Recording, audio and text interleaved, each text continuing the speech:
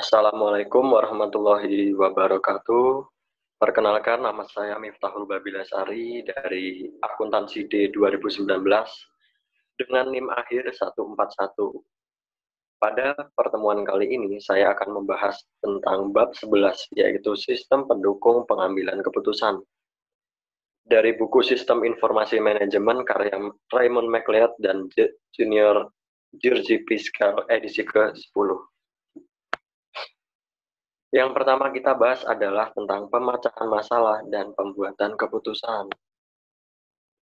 Oke. Nah, dalam pemecahan masalah atau problem solving terdiri atas respon terhadap hal yang berjalan dengan baik serta terhadap hal yang berjalan dengan buruk dengan cara mendefinisikan masalah sebagai kondisi atau peristiwa yang berbahaya yang dapat membahayakan perusahaan atau bermanfaat dan juga dapat memberi manfaat. Pembuatan keputusan atau decision making yaitu tindakan yang dipilih di antara berbagai alternatif solusi pemecahan masalah. Keputusan atau decision didefinisikan sebagai tindakan atau pilihan yang seringkali diperlukan untuk mengambil banyak keputusan dalam suatu proses pemecahan satu masalah saja. Selanjutnya itu ada memilih solusi yang terbaik. Nah, dapat tercapai dengan cara yaitu dari seorang ilmuwan Harry Mintzberg, yaitu seorang ahli teori manajemen mengidentifikasikan 3 pendekatan apa saja itu, yaitu 1, analisis, evaluasi atas pilihan-pilihan secara sistematis dengan mempertimbangkan konsekuensi pilihan-pilihan tersebut pada tujuan organisasi. 2, penilaian, yaitu proses pemikiran yang dilakukan oleh seorang manajer. Dan 3 adalah penawaran atau negosiasi antara beberapa manajer. Ya, berikutnya ada fase pemecahan masalah. Berikut adalah 4 tahapan dari Herbert A. Simon. Menurut Simon, orang yang memecahkan masalah terlibat dalam 1 aktivitas intelijen, yaitu mencari di sekitar lingkungan kondisi yang harus dipecahkan. 2, aktivitas perancangan, yaitu menemukan, mengembangkan, dan menganalisis tindakan-tindakan yang mungkin dilakukan. 3, pemulihan, yaitu memilih tindakan tertentu dari beberapa yang tersedia. Dan 4, aktivitas pengkajian, yaitu memeriksa pilihan-pilihan yang lalu. Berikutnya ada kerangka pikiran pemecahan masalah.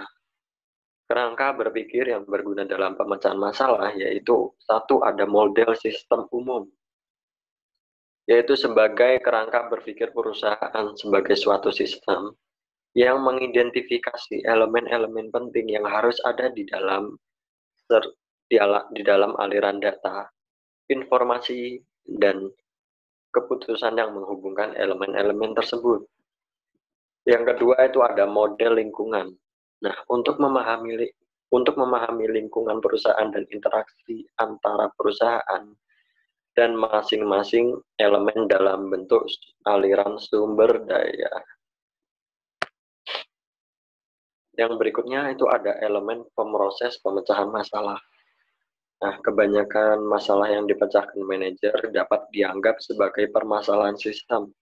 Sebagai contoh, perusahaan sebagai suatu sistem yang tidak berfungsi sebagaimana mestinya, atau terdapat masalah dengan sistem persediaan, sistem komisi penjualan, dan seterusnya.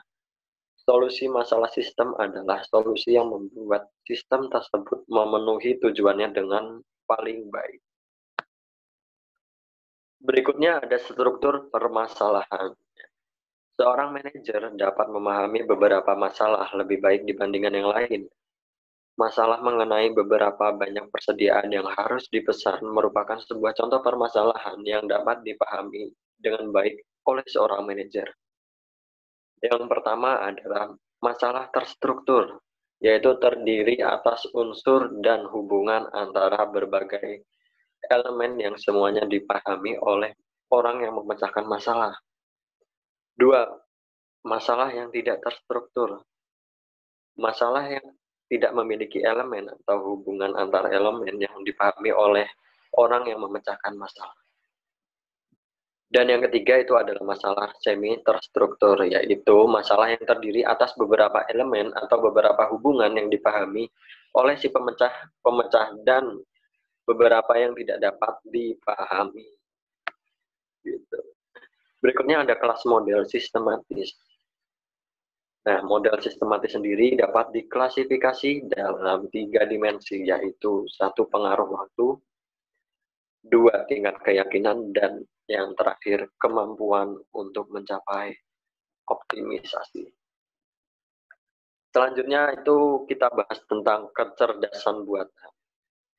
Kecerdasan buatan atau artificial intelligence atau disingkat AI adalah aktivitas penyediaan mesin seperti komputer dengan menggunakan kemampuan untuk menampilkan perilaku yang akan dianggap sama cerdasnya dengan jika kemampuan tersebut ditampilkan oleh manusia. Nah, berikutnya adalah wilayah AI. AI diterapkan di dunia bisnis dalam bentuk sistem pakar, jaringan saraf tiruan, algoritma genetik, dan agen cerdas. Nah, sistem pakar yaitu program komputer yang berusaha untuk mewakili pengetahuan keahlian manusia dalam bentuk heuristik. Istilah heuristik berasal dari kata Yunani eureka, yang artinya menemukan. Heuristik adalah aturan yang menjadi patokan atau aturan untuk menebak dengan baik. Yang kedua ada jaringan saraf tiruan, yaitu meniru fisiologi otak manusia. Jaringan ini mampu menemukan dan membedakan pola sehingga membuat amat berguna dalam bisnis di wilayah pengenalan suara dan juga pengenalan karakter optis. Yang berikutnya ada algoritma genetik, yaitu menerapkan proses yang terkuat yang selamat untuk memungkinkan para pemecah masalah agar menghasilkan solusi masalah yang semakin lebih baik.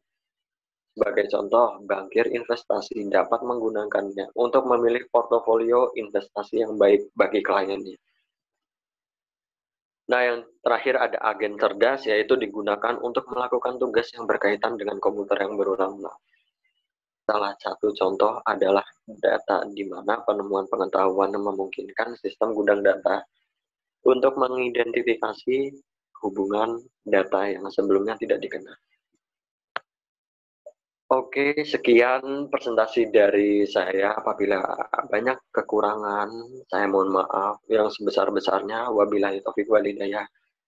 Wassalamualaikum warahmatullahi wabarakatuh.